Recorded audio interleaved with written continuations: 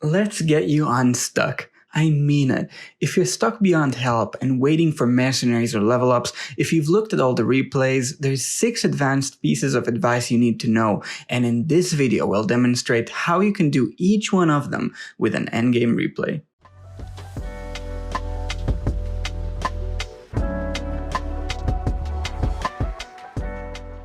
Let's start by something that's pretty easy to do. You need to understand battle dynamics. I'll start with a question. When does Fox work with Gwyneth? There's a simple test that will tell you if Fox can work with Gwyneth on stage. It's pretty consistent and easy to do, and I've seen many players struggle, unaware of this, going replay after replay with just no chance or just missing on the synergy completely. There's 2 dynamics at play here. First, Gwyneth. She likes static backlines, so if she can position herself to damage many enemies, she'll probably do fine. And second is Fox. He coffins enemies based on total attack power. And the test is simple. Who does Fox coffin? There's 3 options. If he coffins a frontline hero, then they can work together, and this is probably a matter of a few more retries. If he coffins a bottom or top backline, it most likely won't work, and the reason is that Gwyneth AoE will not go on as many heroes. But the one thing you need to know is that if Fox coffins the middle slot, there's almost no way that Gwyneth will work, since it'll take her AoE away unless you do some crazy frontline Gwyneth things. So if you see Fox coffin in the middle backline slot, you can just know without going for all the retries that he likely won't work in that replay. And this extends beyond just this example. Cassie and Aaron sets, Tita's targeting low health enemies, and much more. If you're aware of those dynamics, you'll be able to easily tell what's worth retrying for and what isn't. The second concept is one you've probably seen and heard about before, and I want to demystify it a little bit, and that's going to be positioning. Positioning matters so much. One move around can make the difference. You all know it. I've seen people give up on winning sets after one try, and I just don't get it. Or worse, I've heard some declare they're stuck before they even try positioning differently. Positioning matters so much. Look at this iron set. Let me give you something that's practical. Lots of fancy heroes, but the idea here is pretty simple. You have a carry, you need enemies CC'd, and a tank to defend the carry. Now, why is this set so consistent as it is? We have 1 carry in Irons, and 2 of our team are highly mobile, being Tassie and Albedo. And by keeping static heroes around Irons and by putting mobile heroes away from him, you ensure that as many teammates as possible will be around him, because those mobile heroes obviously can move to him, while those static heroes stay roughly in place. So since no enemies have target AoE damage, crowding Irons is a good and simple way to keep him safe. And if you have 1 carry, this is something that's pretty easy to apply. Just think about it. Do you want to crowd your carry, or do you want heroes away so that AoE damage doesn't apply as much? Now this extends beyond this 1 carry set.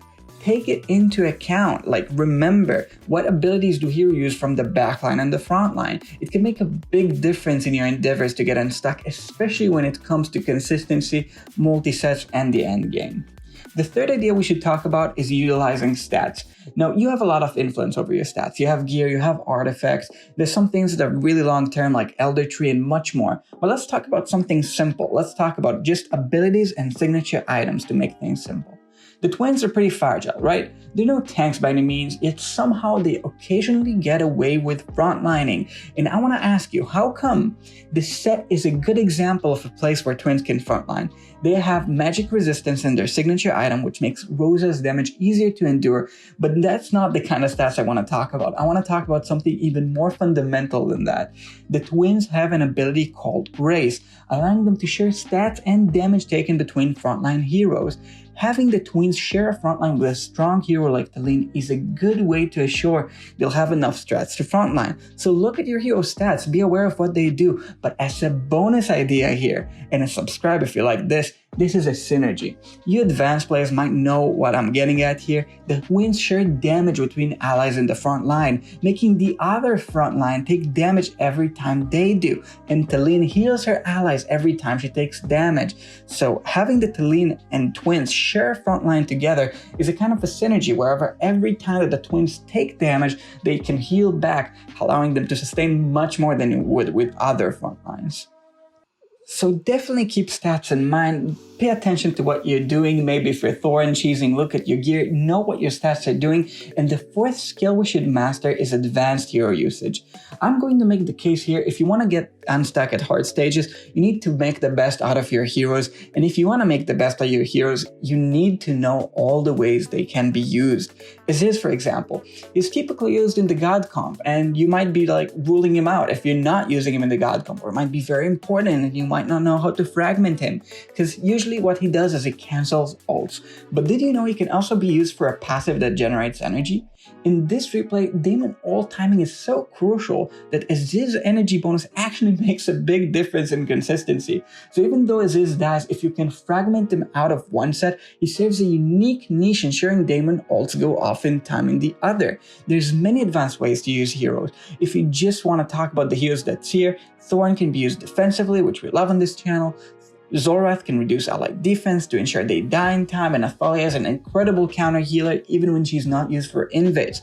Knowing this might help you identify the issues that you face in your composition and maybe try a different hero than you otherwise would, see the right results, and get unstuck. And if there's one thing you should take out of this video about getting unstuck in endgame campaign, is that the best way to compensate for your lacks is to be aware of your substitutions. Now, we talked about this. Some substitutions are simple. Say you do a multi-set and use Rowan in one and you just don't have him, you could put Rosa in the other. They serve basically the same role. Both of them generate energy, both have some healing, both do some CC. They're roughly the same hero. They do the same thing, but substituting right is a skill that's easy to learn and hard to master. You guys called me to slow down on this one, so this is going to be advanced insights, so I'll say it properly. For example, most heroes in AFKArena core are pretty aggressive, like giving haste, Kriath grouping enemies, Sophia giving passive to enemies in the field. Sometimes you see Lorsan for buffs, or Gorvar for CC, or Saurus for extra damage and healing. But if you're not aware of this, the set can sometimes even use traditionally defensive heroes, and they can shine. For example, Orthos. He's usually used for stall defense sets, but he could also substitute here pretty easily a very aggressive role. So having all enemies pulled, his slow hits all enemies with the aura. This is roughly the same effect of what Leica does. Do you get where I'm getting at? Orthos can sometimes in niche situation be a substitute to all these aggressive heroes. So you use them somewhere else, or you need a little different mechanic to kind of stun enemies a little bit longer if you want to make the set more bursty. Knowing what you can do will make a big difference, and substitutions are one topic I could talk about a whole lot more than I already did. But the one piece of advice I have for you about this is pay attention to what works for you and experiment more so you can be the hero that you're meant to be. Last thing I want to talk about is you need to know your counters, and if you do, your life will be easy. You will use those niche heroes nobody uses, retries will be simple, you'll be making it at those min power replays, you won't have a problem. Everything will go your way if you just know your counters. For example, Verk. I love Verk.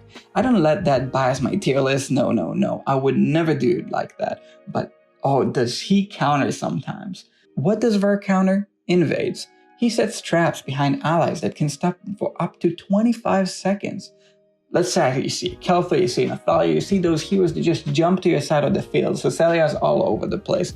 Especially in AE, there's some of these comps. And they're on an enemy team, and the Verk light bulb lights up in your head. That's something worth trying. There's a lot more counters in this game, which is partially why it's so fun for me, and probably also why it's so fun for some of you guys. So definitely like, subscribe, and I hope this helped you. And I've been Linker.